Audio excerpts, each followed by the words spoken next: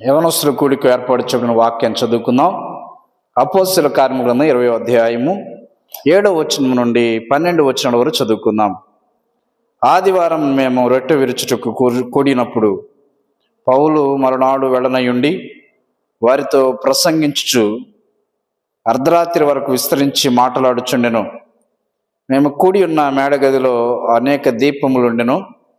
అప్పుడు ఐతుకు అన్న ఒక యవనస్తుడు కిటికీలో కూర్చుండి గాఢ నిద్రపోయి పౌలు చాలాసేపు ప్రసంగించుచుండగా నిద్రాభారం వల్ల జోగి 3వ అంతస్తు నుండి క్రింద పడి చనిపోయిన వాడై ఎత్తబడెను. అంతట పౌలు క్రిందికి వెళ్ళి అతని మీద పడి కౌగిలించుకొని, మీరు తొందరపడకుడి, అతని ప్రాణం అతనిలో ఉన్నదని వారితో చెప్పెను. అతడు మరలా పైకి వచ్చి రొట్టె విరిచి పుచ్చుకొని తెల్లవారు వరకు విస్తారముగా సంభాషించి బయలుదేరెను. వారు బ్రతికిన ఆ చిన్న వారిని తీసుకుని వచ్చినప్పుడు వారికి విశేషమైన ఆదరణ కలిగెను. దేవుడు తన పరిశుద్ధ వాక్యం మన వినికిడిలో దీవించును గాక. ఆమేన్. ప్రార్థన చేసుకుందాం. ప్రార్థనలో ఎక్కించండి. ప్రార్థన. ప్రేమ కలిగిన మా దేవ, పరిశుద్ధులను తండ్రి, స్తుతులు స్తోత్రాలు చెల్లిస్తున్నాం. ఆశ్చర్యకరుడా, నీకు వందనాలు నాయనా. ఈ శ్రేష్టమైన సమయంలో యవనస్తుల కూడికలో పాల్గొనడానికి ఇచ్చిన యోగ్యతను బట్టి వందనాలు చెల్లిస్తున్నాం. కృప చూపించండి నాయన. యవనస్తులందరూ దీవించండి ప్రభు, ఆస్వాదించండి. ఈ సమయంలో నీ వాక్యం వినబోచుండగా తండ్రి, బిడ్డలకు కావలసిన జ్ఞానము తండ్రి అర్థం చేసుకుని తెలివితేటలు ఇవ్వండి. నీ వాక్యాన్ని శ్రద్ధగా ఆలకించడానికి వినగలిగే చెవిని గ్రహించే మనస్సును దయచేయండి. నీ సేవకుడు నీ ఆత్మచేత నింపి నా నోట నీ వాక్యం ఉంచి నీ మాటలు అర్థమయ్యే రీతిలో సూటిగా స్పష్టంగా తేటగా మాతో మాట్లాడి మహిమ పొందమని యేసు నామంలో ప్రార్థిస్తున్నాము తండ్రి. ఆమేన్. యవనస్తులారా, యేసుక్రీస్తు నామంలో మీ అందరికీ నా హృదయపూర్వక వందనాలు తెలియజేయుచున్నాం. ఈరోజు యవనస్తుల కూడికలో మనం పాల్గొన్నాం కదా. ఈ సమయంలో ఈ యవనస్తుల కూడికలో ఒక యవనస్తుని గురించి మనం ధ్యానం చేయబోతున్నాం. ఆ యవనస్తుడి పేరేంటి చెప్పండి? ఆ యవనస్తుడి పేరేంటి? ఐతుకు. ఇందా మీరు చదివారు కదా, అపోస్తలుల కార్యాలు 20వ అధ్యాయం 7 నుండి 12 వచనాల్లో ఒక యవనస్తుడు ఉన్నాడు. ఆయన పేరేంటంటే ఐతుకు అనే ఒక యవనస్తుడు ఉన్నాడు. ఆ యవనస్తుడు పేరు, ఐతుకు అనే పేరుకు అర్థం ఏంటంటే అదృష్టవంతుడు. ఏంటంటే అర్థం? అదృష్టవంతుడు. అదృష్టవంతుడు అనే ఒక అర్థము ఆయన పేరుకుంది. మంచి పేరు పెట్టుకున్నాడు కదా. ఐతుకు అనే ఒక యవనస్తుడు అదృష్టవంతుడు అనే అర్థం వచ్చే పేరు పెట్టుకున్నాడు. మంచిదే. ఈయన యవనస్తుడి గురించి బైబిల్లో వ్రాయబడినటువంటి సందర్భాన్ని చూస్తే అపోస్తలుడైన పౌలు బైబిల్లో ఎన్నో పత్రికలు రాశాడు ఆయన కదా. 14 పత్రికలు రాశాడు. ఈ 14 పత్రికలు ఆయన వ్రాయడానికి దేవుని చేత ఏర్పరచబడి, దేవుని చేత సంధించబడి మిషనరీల ప్రయాణం చేశాడు. 3 మిషనరీ ప్రయాణాలు చేశాడు ఆయన. అంటే అనేక దేశాలు, పట్టణాలు, ప్రాంతాలు తిరుగుతూ వాక్యాన్ని ప్రకటిస్తూ అక్కడ సంఘాలను కట్టుచు ఆయన పరిచర్యను కొనసాగించుచున్న సందర్భంలో 3వ మిషనరీ ప్రయాణంలో పౌలు ఈ ఐతుకుతో కూడినటువంటి సందర్భం, ఇక్కడ వ్రాయబడినటువంటి సందర్భం మనం చూస్తున్నాం. 3వ మిషనరీ ప్రయాణంలో త్రోయ అనే ప్రాంతానికి వచ్చాడు. ఎక్కడికి వచ్చాడు? త్రోయ. బైబిల్ చివరిలో బైబిల్ మ్యాప్లు ఉన్నాయి, చూసారా? ఒకసారి రండి. బైబిల్ మ్యాప్లు ఉన్నాయి. బైబిల్ చివరి భాగంలో బైబిల్ మ్యాప్లు ఉన్నాయి కదా. ఈ బైబిల్ మ్యాప్లో పౌలు ప్రయాణం, అపోస్తలుడైన పౌలు ప్రయాణం చేసిన ప్రదేశాలు అని ఉంది. వీటిలో చూసారా, అపోస్తలుడైన పౌలు ప్రయాణం చేసిన ప్రదేశాలు అని వచ్చినాయి కదా. అక్కడ మాసిదోనియా దగ్గర కింద భాగంలో ఫిలిప్పి దగ్గర త్రోయ అని ఉంది. కనపడిందా లేదా? త్రోయ అనే ప్రాంతం వచ్చిందా లేదా? కనపడింది మీ అందరికి బైబిల్లో. త్రోయ అనే ప్రాంతం కనపడింది కదా. అక్కడ ఈ సంఘటన జరిగినట్లుగా మనము చూస్తున్నాం. అంటే త్రోయ అనే ప్రాంతానికి చెందినటువంటి వ్యక్తిగా ఈ యవనస్తులను ఐతుకు ఉన్నాడు. అదృష్టవంతుడు అనే పేరు పెట్టుకున్నాడు. అయితే ఈ యవనస్తుడికి ఒక మంచి అలవాటు ఉంది. ఏంటంటే మందిరానికి వెళ్ళాలనే ఒక మంచి అలవాటు ఉంది. ప్రార్థనకు వెళ్ళాలనే అలవాటు యవనస్తుడికి ఉంది. యవనస్తులరా, సహజంగా యవన కాలంలో మీరు చాలామంది యవనస్తులు ప్రార్థనకు రారు కదా. ఎందుకు రారు ప్రార్థనకి? చెప్పండి, ఎందుకు రారు ప్రార్థనకి? చెప్పండి, ఎందుకు రారు? మీరు ప్రార్థనకి చాలామంది యవనస్తులు ఎందుకు రారు? చెప్పండి, ఎందుకు రారు? అంటే యవనస్తులు ఆదివారం అంటే ఏమనుకుంటారు తెలుసా? ఎక్కువగా ఆదివారం ప్రార్థన జరుగుతుందని తెలుసుకుని ఐతుకని యవనస్తుడు పౌలు వాక్యం చెప్పడానికి సిద్ధపరచబడితే మందిరానికి వచ్చాడంట. అంటే అక్కడ అనేక దీపములు ఉన్నాయి ఆ మందిరంలో, ఆ స్థలములో, ఆ ప్రాంతములో. అయితే అప్పటికి మందిరం అయితే లేదు, కానీ అక్కడ ఒక కూడుకున్న ప్రదేశం. అంటే ఆ రోజుల్లో మందిరాలు కట్టబట్టం ఎక్కువగా ఇళ్లలోనే, అంటే గృహాల్లోనే ఎక్కువగా మేడగదిలోను, లేకపోతే వారి యొక్క వారు నివసించే ప్రాంతంలోనే, వారి గృహాల్లోనే ఎక్కువగా ప్రార్థనా కూడికలు జరిగేటటువంటి విధానాన్ని మనము గమనించగలుగుతున్నాం. సహోదరులారా, మీరు ఆలోచన చేయండి. యవనస్తులారా, దేవుడు మాట్లాడుతున్నాడు అక్కడికి, అంటే ప్రార్థన జరిగే స్థలానికి, అంటే ప్రార్థనకు వెళ్ళే ఒక అలవాటు ఎవరికి ఉందంటే ఐతుకు అనే యవనస్తుడికి ఉంది. యవనస్తులారా, మీరు ప్రార్థన ఖచ్చితంగా రాకూడదా? మీ తల్లిదండ్రులు మిమ్మ గురించి ఎంతో వేదన పడతారు కదా. నా కుమారుడు మందిరానికి వెళ్ళలేదు, నా కుమార్తె మందిరానికి వెళ్ళలేదు అని వాళ్ళు ఎంతో బాధపడతారు, వాళ్ళు ఎంతో వేదన చెందుతారు. ఆలోచన చేయండి, తల్లిదండ్రులు మీ భవిష్యత్తు బాగుండాలని, మీ జీవితం బాగుండాలని కోరుకుంటారు లేదా? మందిరానికి వెళ్లకుండా ఆదివారం మీరు ఏం చేస్తారు? సినిమాలు ప్లాన్ చేస్తారా? ఆదివారం సినిమాలు ప్లాన్ చేస్తారా? టూర్ ప్లాన్ చేస్తారా?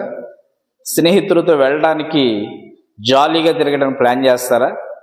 లేకపోతే కమ్మగా రెస్టారెంట్స్కి వెళ్ళి మరి ఇష్టమైన ఆహారం తినడానికి ప్లాన్ చేస్తున్నారా?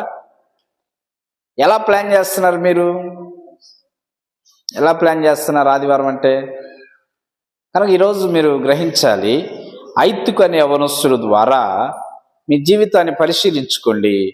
మీరు మందిరానికి ఖచ్చితంగా రావాలి. మందిరానికి వస్తే దేవుడు మిమ్మల్ని దీవిస్తాడు.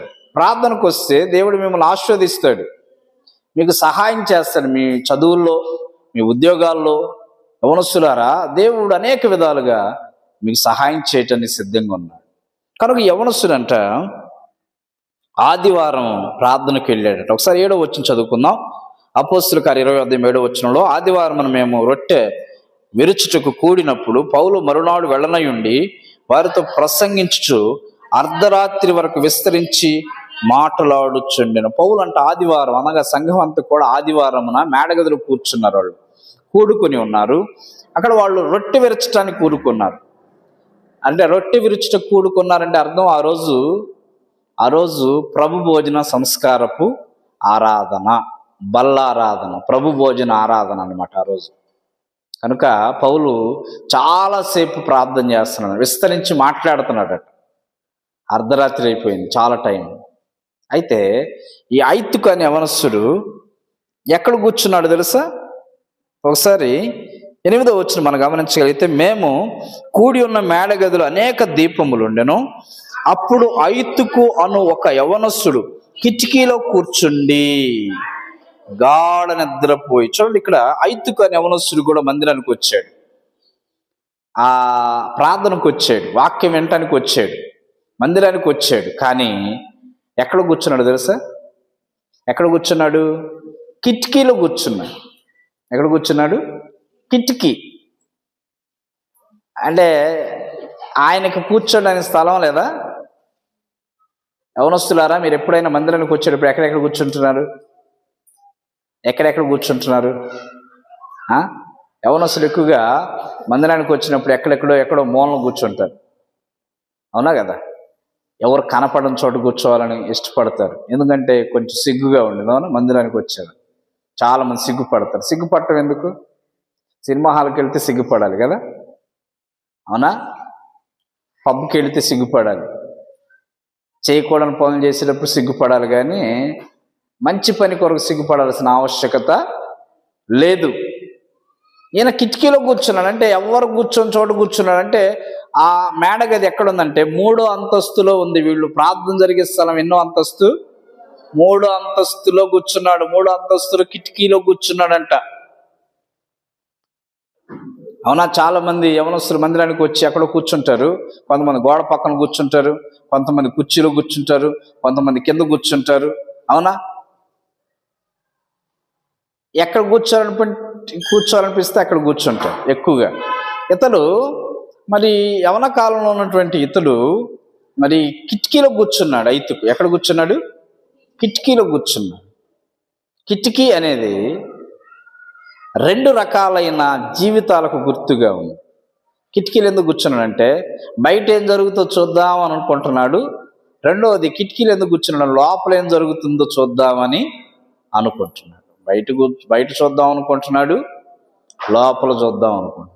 యవనస్తులారా ఆలోచన చేయండి.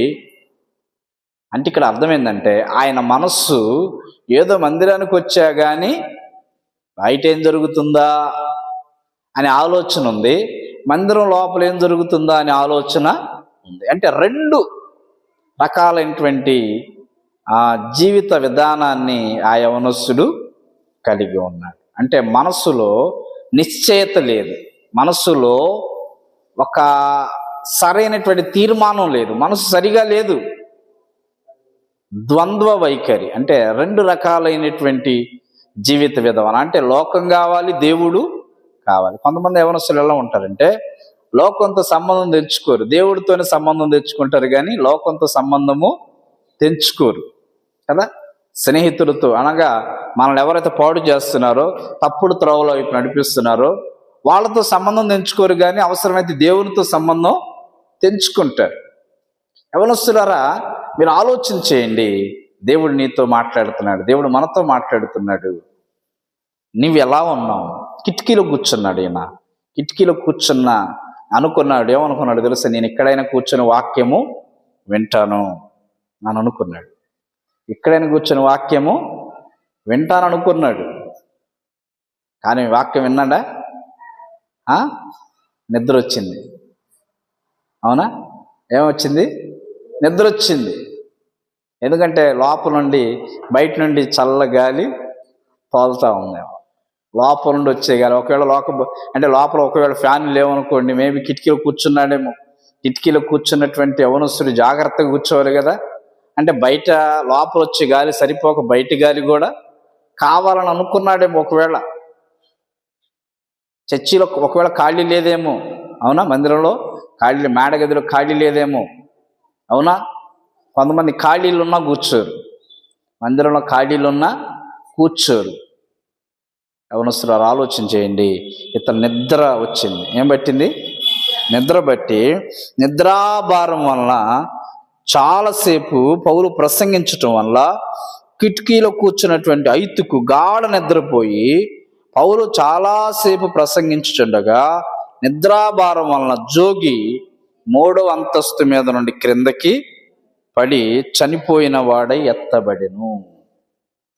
ఏం చేశాడు? లోపల పడితే సేఫ్లో ఉండేవాడే, లోపల వంగితే అంటే నిద్ర వచ్చింది, బాగా నిద్ర వచ్చింది, గాఢమైన నిద్ర. ఏనేమో వాక్యం ప్రకటిస్తూ ఉన్నాడు, కానీ ఐతికేమో నిద్ర వస్తుంది. ఎక్కువగా మందిరంలో చాలామంది యవనస్తులు ఎలా ఉంటారంటే ఎక్కువగా ఇంటి దగ్గర వాక్యం చదవాలంటే చదవరు, నిద్ర వచ్చింది. అవునా కదా? టీవీ ముందు ఎంతసేపు అని, ఫోన్ ఎంతసేపు అని పట్టుకొని ఉంటారు, కానీ వాక్యం చదవరు. అవునా కదా? మందిరంలో యవనస్తులారా మీకు ఎప్పుడు నిద్ర వచ్చిందా? నిద్రపోతున్నారా? ఇతరులకు గాఢమైన నిద్ర వచ్చింది, నిద్రలో జోలిపోయాడు. మరి అనేకమైనటువంటి వాక్యాలు పౌలు ప్రసంగిస్తున్నప్పటికీ కూడా నిద్రలో మునిగిపోయాడు. సహోదరులారా, యవనస్తులారా ఆలోచన చేయండి. ఆ నిద్రలో అతడు జోగి 3వ అంతస్తు మీద నుండి కిందకి పడిపోయి చనిపోయాడు. లోపల పడలేదు కానీ బయటికి పడిపోయాడు. యవనస్తులారా ఆలోచన చేయండి. నీ జీవితంలో ద్వంద్వ వైఖరి అంటే మందిరానికి వచ్చే నీలో 2 రకాలైన మనస్తత్వాలు. అంటే లోకముతోనూ పాపము దేవునితోనూ స్నేహం చేయలేవు. చేస్తే నువ్వు లోకంతోనే స్నేహం చేయాలి, లేకపోతే దేవునితోనైనా స్నేహం చేయాలి. కానీ ఇద్దరితో స్నేహం చేయడం చాలా కష్టం, ప్రమాదకరం. యాకోబు పత్రిక 4:4 అంటాడు, ఏమంటాడండి, లోక స్నేహము దేవునికి వైరమని మీరు ఎరుగరా? ఎవడైతే ఈ లోకంతో స్నేహము చేయకూరనో దేవుడు వారికి శత్రువు అగు. దేవుడు నీకు శత్రువు అవుతాడు. నువ్వు లోకంతో స్నేహం చేయకూడదు. లోక సంబంధమైన ఆలోచన కలిగి ఉండకూడదు. లోక సంబంధమైన ఉద్దేశాలు కలిగి ఉండకూడదు. దేవుడు యవనస్తులారా నీ ఎడల ఒక మంచి ప్రణాళిక కలిగి ఉన్నాడు, మంచి ఉద్దేశాన్ని కలిగి ఉన్నాడు. ఆయన బిడ్డగా నిన్ను మార్చాలని, ప్రభు కొరకు నిన్ను ఆయత్తపరచాలని, అనేకులకు ఉపయోగపడే పనిముట్టుగా, సాధనంగా, దేవుని బిడ్డగా దేవుడు నిన్ను ఉంచాలని ఆయన ఆశ కలిగి ఉంటే, చాలా మంది యవనస్తులు ఎలా ఉన్నారంటే మరి దేవుని కొరకు బ్రతకకుండా లోకం కొరకు బ్రతుకుతున్నారు, చెడు కొరకు బ్రతుకుతున్నారు. చెడు సహవాసాలు, చెడు స్నేహాలు, లోక సంబంధమైన స్నేహాల్లో మత్తులో జోగిపోతున్నారు. ఈనాడు చాలా మంది యవనస్తులు భయంకరమైనటువంటి మత్తు పదార్థాలకు బానిసలు అవుతున్నారు కదా. హెరాయిన్, కొకైన్, గంజాయి, గుట్కా, రకరకాలైనటువంటి చెడ్డ స్నేహాలకు, చెడ్డ అలవాట్లకు, చెడు సంబంధమైనటువంటి మత్తు పదార్థాలకు చాలామంది యవనస్తులు బానిసలైపోతున్నారు. యవనస్తులారు ఆలోచించేయండి. ఎప్పుడైతే ఐతుకు కిటికీలను కింద పడిపోయాడు, చచ్చిపోయాడు. ఎన్నో అంతస్తులను పడ్డాడండి? 3వ అంతస్తు. ఎన్నో అంతస్తులను పడిపోయాడు? 3వ అంతస్తులను కిందకు పడిపోయాడు. ఒక్కసారి పట్టం నిద్రలోనే చనిపోయాడు. నిద్రలోనే ప్రాణం విడిచాడు. ఎంత అవమానకరమా కదా, అవునా? మందిరానికి వచ్చేటటువంటి దేవుడు నిన్ను కాపాడాడంటే ఎక్కడ కూర్చోవాలి అక్కడే కూర్చోవాలి. యవనస్తులారా, ఎక్కడ ఉండాలంటే అక్కడే నువ్వు కూర్చోవాలి. నువ్వు హద్దు దాటకూడదు, అవునా కదా? ఎక్కడ ఉండాలో అక్కడే ఉండాలి. యవనస్తులారా, మందిరంలో ఎక్కడ కూర్చుంటున్నావు జాగ్రత్త, మందిరంలో ఏం చేస్తున్నావు జాగ్రత్త. దేవుడు నిన్ను ప్రతిదీ పరిశీలన చేస్తున్నాడు కదా. చాలా మంది యవనస్తులు మందిరానికి బైబిల్ లేరు కానీ ఫోన్ తీసుకొస్తారు. ఏం చేస్తారు? ఫోన్ తెస్తారు. ఫోన్ ముఖ్యమా, బైబిల్ ముఖ్యమా? ఫోన్లో బైబిల్ ఉందనుకుంటారు. చాలామంది సిగ్గుపడతారు బైబిల్ తేవడానికి. కనుక నువ్వు మందిరంలోకి వచ్చిన తర్వాత ఏం చేస్తున్నావు? నిజమే, ఫోన్ చూడటానికి వచ్చావు, ఫోన్లో వాక్యం విందామని వచ్చావు, ఫోన్లో వాక్యం చదువుదామని వచ్చావు. మరి ఫోన్లో వాక్యమే చూస్తున్నావు, ఇంకేమని చూస్తున్నావు? ఇంకేం చూస్తున్నారు? మీరు ఆలోచించేయండి, పరిశీలన చేయండి, పరీక్షించుకోండి.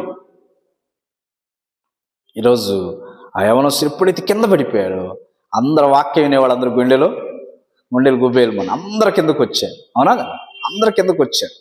పౌలు కిందకు వచ్చి ఆ యవనస్తుడు మీరు తొందరపడొద్దు, అతని ప్రాణం అతనిలోనే ఉంది అని అతను ఎప్పుడైతే కౌగిలించుకుని ప్రార్థన చేశాడు, వెంటనే అతను బ్రతికి బయటకు వచ్చాడు.